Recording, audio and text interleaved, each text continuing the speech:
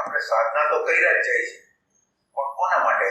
કે જે અંદર જોવે છે, જે અંદરનું ડિવાઇન તત્વ છે એના પ્રત્યેનો કંઈક પ્રેમ.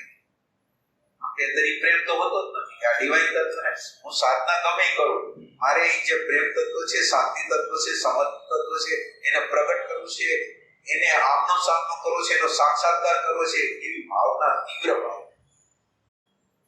એટલે સાધનાઓ બધા કરે છે, પણ પ્રેમ કઈ નથી. માનો કે તમને કોઈ સમસ્યાઓ આવી, જીવનની કોઈ સમસ્યાઓ આવે, સમસ્યાનો ઉકેલ તમે કેવી રીતે કરો?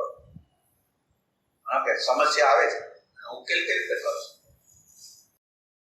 તો હવે તમે વિચાર કરો કે જો આપણે આપણા સંસ્કારો દ્વારા, આપણી સ્મૃતિ દ્વારા, આપણી ડેટા દ્વારા કરતા હોય તો અંદરનો આત્મા જાગવાનો. દરેક પ્રશ્ન, દરેક જીવનની દરેક ઘટનાઓ છે એને આત્મા આગળ મોકલી શકી, આપણે આત્માને આગળ કરી શકી કે આત્મા આમાં મારે શું કરવાનું છે? આ પ્રશ્નમાં મને તો કઈ સમજાતું નથી, તો આ વસ્તુ આપણે કરી શકી કે આપણે જ્યારે કોઈ મુશ્કેલીમાં આવી ત્યારે બધા પ્રશ્નનો હલ છે આત્મા આગળ માંગી છે, આપણે અંદરના અંતર્યામી આગળ માંગી છે. આ કરી શકી. જો અંતર્યામી આગળ માંગશું તો અંતર્યામી બોલતો થઈ જશે, પ્રેરણા આપતો થઈ જશે. તો આપણે આ કરી શકીએ. આ એક મત. અને પ્રશ્ન આવે ત્યારે કોઈ વડીલો વગર ન જાઓ, જ્યાં કોઈ આગળ ન જાઓ, મારે અંદરનું ડિવાઇન તત્વ છે એને પ્રાપ્ત કઈ આમાં ગાઈડન્સ. તો આપણું ડિવાઇન તત્વ જે અત્યારે સૂતેલું છે એ જાગૃત થશે. ક્યાં તો મને પૂછે છે, મારે આને જવાબ આપો.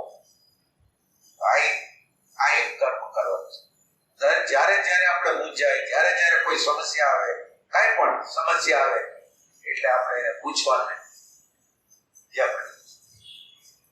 અને એ કેવી રીતે જવાબ આપે છે એ જોવાનું.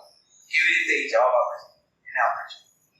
હવે એ જવાબ તો આપવાનો. હવે પાછું એવું નહીં કે તમે પ્રશ્ન કરી દીધો હવે તમે વિચારમાં ચડી ગયા નહીં. હવે તમારે ઓબ્ઝર્વેશન ખાલી રહીને કરવું પડશે. ગમે ત્યાંથી જવાબ આવશે, ગમે ત્યાંથી.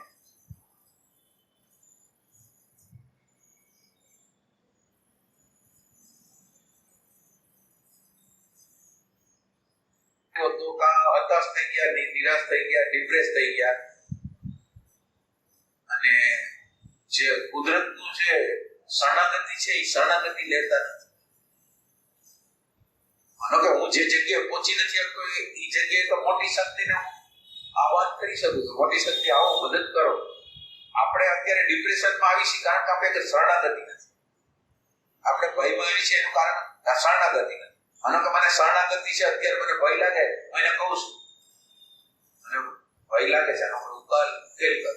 મારે જીવનનો કોઈ પણ પ્રશ્ન આવે છે અને ઉકેલ કઈ આમ બનાવટી રીતે નથી માંગતો, પણ રિયલ સેન્સમાં મેં એને પૂછ્યું છે. હવે એ જવાબ કેવી રીતે દઈશ? એટલે હવે હું સાવધાન છું. હમણાં કોઈ ઘરની વ્યક્તિ આપી શકશે, મારો મિત્ર આપી શકશે, કોઈ પુસ્તકમાંથી મળી શકશે, ગમે ક્યાંથી મળી શકશે. તો હવે મારી અવેરનેસ એવી બધી હોવી જોઈએ કે જવાબ ક્યાંથી આવે છે એ રીતે.